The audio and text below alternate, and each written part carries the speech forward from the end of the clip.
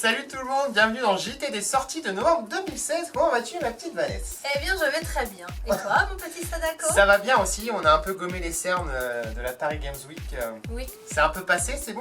Alors après être allé dans les salons prestigieux du Paris Games Week, nous voilà dans le salon prestigieux de PlayerOne.tv pour vous faire donc là le journal des sorties de novembre 2016. Alors autant vous le dire tout de suite, c'est beaucoup moins chargé qu'octobre. Tout à fait. Il y a vachement moins de jeux à faire.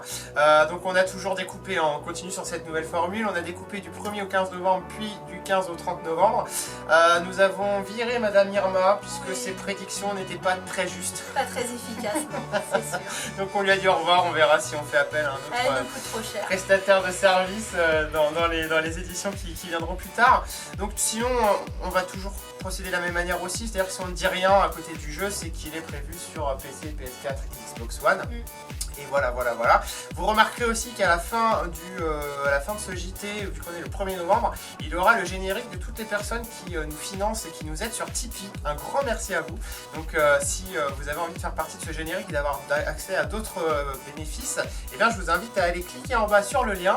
C'est parti en tout cas Vanessa, on va commencer par les sorties du 1er au 15 novembre avec un visual novel. Est-ce que tu as déjà entendu parler de ce type de jeu? Bien sûr que oui. Bien sûr que oui. Mais je te laisse expliquer le concept. En fait c'est tout simple, c'est un genre de roman interactif, c'est un très vieux jeu, un très vieux style de jeu. Et donc là on a Root Letter qui sortira le 1er novembre sur PS4 et PlayStation Vita. On le testera, on l'a déjà, et on vous montrera un petit peu plus de quoi ça a l'air, mais c'est vraiment de l'aventure, tu as des choix multiples en termes de questions, c'est vachement sympa, c'est très japonais, et c'est un genre qui est inconnu ou presque en France.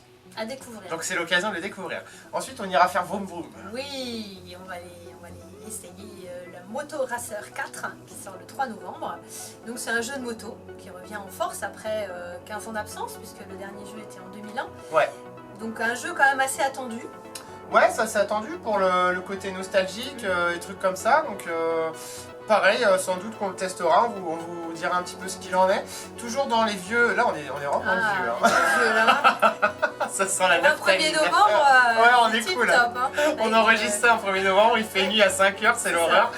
Et donc on aura Blast Blue Central Fiction, qui est un jeu de baston, hein, un vieux genre de jeu aussi, qui sortira le 4 novembre exclusivement sur PlayStation 4. Et après on a un peu de vieux mais un peu de jeune. C'est ça, on fait du vieux avec du jeune, on fait du jeune avec du vieux, puisqu'on va parler de Call of Duty, donc avec Infinity Warfare qui sort le 4 novembre, et donc il y aura des coffrets spéciaux avec en même temps Modern Warfare Remastered. Donc c'est ça, si vous achetez l'édition en fait à 80 €, quelque chose comme ça. Enfin, les éditions Legacy et Digital Deluxe, vous aurez le droit de télécharger Modern Warfare Remastered. Ensuite on enchaîne avec du foot. Oui, alors du Football Manager 2017 qui sort sur PC. Et c'est tout. Ça sort juste sur PC, c'est au 4 novembre et c'est un jeu de gestion d'équipe de foot. Voilà. C'est pas du tout, vous ne jouez pas au foot, par contre vous vous occupez de l'équipe en général. Les transferts, les machins, enfin c'est une saga pareil qui est assez vieille et qui plaît toujours autant d'année en année. Ensuite on a Eagle Flight, on va un peu de neuf enfin, qui sort le 8 novembre sur PlayStation VR d'abord et ensuite sur PC avec l'Oculus Rift et le HTC Vive. C'est un jeu qui est exclusivement jouable avec les casques de réalité virtuelle. Donc en fait on incarne un aigle, c'est du team deathmatch et trucs comme ça. Donc voilà, c'est hyper dépaysant et vous allez aller bastonner les autres joueurs qui sont aussi des aigles. Ouais. Donc dans des grandes maps inspirées de Paris, ça peut vraiment être sympa. Il va y avoir des jolis décors. Ouais. Ensuite, toujours sur PlayStation VR et PC, Oculus Rift et compagnie, on a Robinson's Journey de Crytek, j'allais dire de Crysis, mais non, de Crytek, qui lui est un jeu d'aventure avec des petits dinosaures dans la jungle, des trucs comme ça. Ça a l'air aussi vachement sympa. Ça, je pense aussi qu'on vous le testera. Et un jeu dont on a parlé énormément. Le 11 novembre sort Dishonored 2, pardon. Donc ça on n'en parle plus, il est quand même très attendu. Très attendu, on a fait 20 millions d'interviews, 20 millions d'articles, donc vous savez de quoi ça parle. Tout à fait. On enchaîne avec les sorties du 15 au 30 novembre cette fois-ci, encore avec du vieux Vanessa. C'est ça, c'est que moi qui présente les vieux, merci Sadako. Moi je suis jeune et jolie. C'est ça.